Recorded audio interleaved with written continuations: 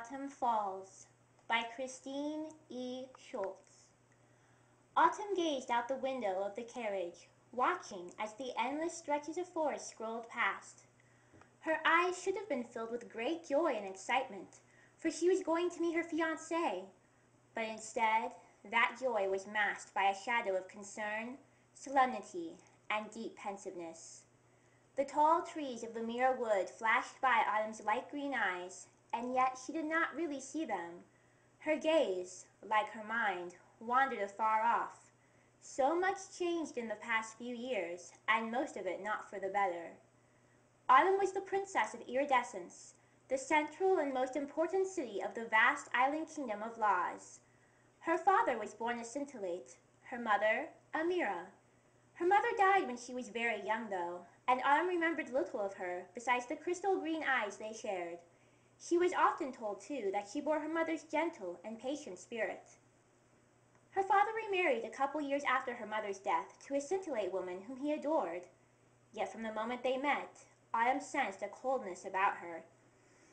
If only her father saw through her web of lies as well. She soon revealed herself as a deceitful, conniving, hard-hearted woman. She believed that Scintillates were superior to Mira, and she looked down with hatred and contempt in her eyes upon Autumn. The king soon died of a heart attack, and many said the queen drove him to his death because of the misery she caused him. Yet before he died, he had the joy of seeing his wife bear him another daughter, whom the queen named Summer, again denoting the inferiority of the Mira. After all, said the queen, summer always comes before autumn. Thus it was. The king died, and the new queen treated Autumn cruelly and unjustly, for Autumn was half Mira. Never mind that with her golden hair and fair complexion she could have easily passed as a Scintillate. No, for in the eyes of the queen, her blood was still poisoned. Or rather, it was the queen's heart that was poisoned, and the poison spread. The queen persecuted the Mira, imprisoning them for offenses they did not commit, until those that yet lived in Iridescence fled to the Mira Vale for refuge. So she completed the first leg of her mission, to purge Iridescence of all Mira, except, of course, for Autumn, the true heir to the throne. Still, the queen knew that eventually she would find a way to get rid of her, so that Summer would become queen instead, and pass down the tradition of Scintillate purity to all generations to come. The queen died, and Autumn became the ruler over Iridescence.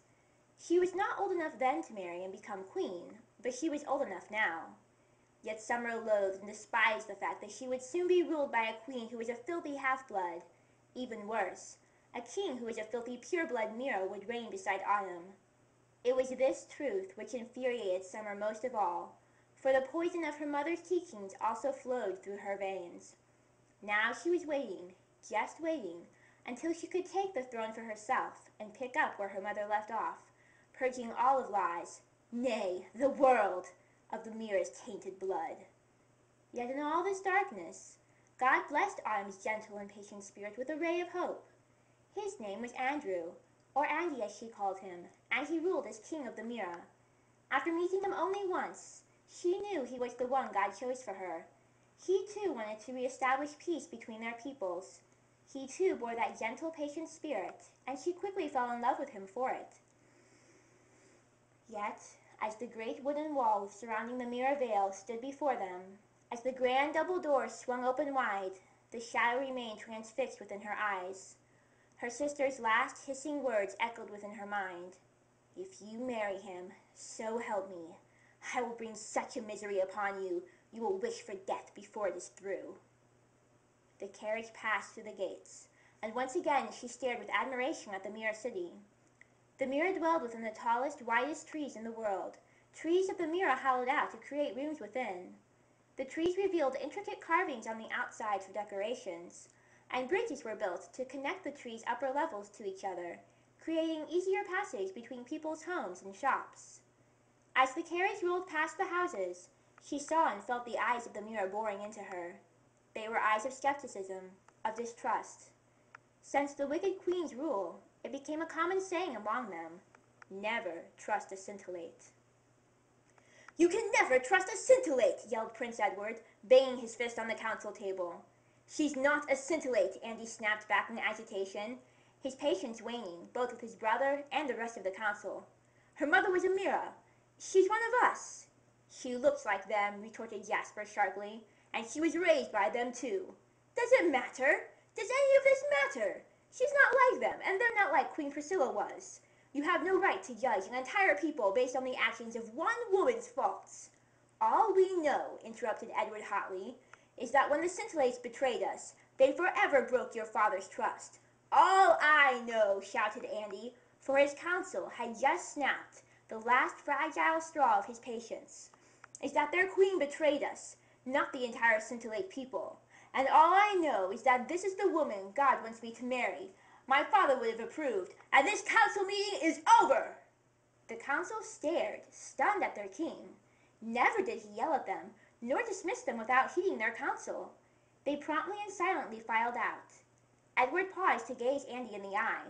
Yes, Andy was very hot, and also greatly serious, his eyes flashing warning. Edward departed, and Andy hurried from the council chamber, trying to calm himself down by the thought that he would soon meet Autumn. Autumn stepped from the carriage and smiled. Andy stood at the top of the wide steps leading up to the three impossibly massive, ornately carved trees that formed the Mira Palace. He stood so tall, handsome, with that sincere smile and those gentle blue eyes that, at the moment, seemed bluer than she'd ever seen them. He descended the steps to meet her and kiss her hand.